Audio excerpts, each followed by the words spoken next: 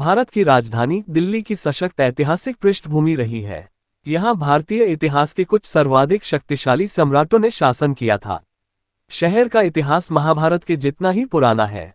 इस शहर को इंद्रप्रस्थ के नाम से जाना जाता था, जहाँ कभी पांडव रहे थे।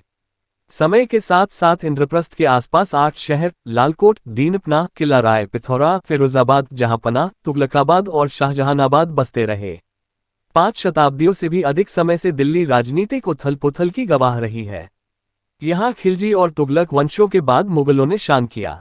वर्ष 1192 में अफगान योद्धा मोहम्मद गौरी ने राजपूतों के शहर पर कब्जा किया। 1206 में दिल्ली सल्तनत की नींव रखी। 1398 में दिल्ली पर तैमूर के हमले ने सल्तनत का खात्मा किया। लोधी, जो दिल्ली के अंतिम सुल्तान साबित हुए के बाद बाबर ने सत्ता संभाली, जिसने 1526 में पानीपत की लड़ाई के बाद मुगल साम्राज्य की स्थापना की।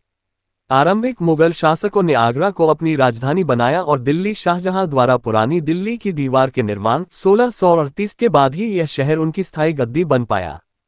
हिंदू राजाओं से लेकर मुस्लिम सुल्तानों तक दिल्ली का शासन एक शासक से दूसरे शासक के हाथों जाता रहा। शहर की मिट्टी खून, कुर्बानी और देश प्रेम से सींची हुई है।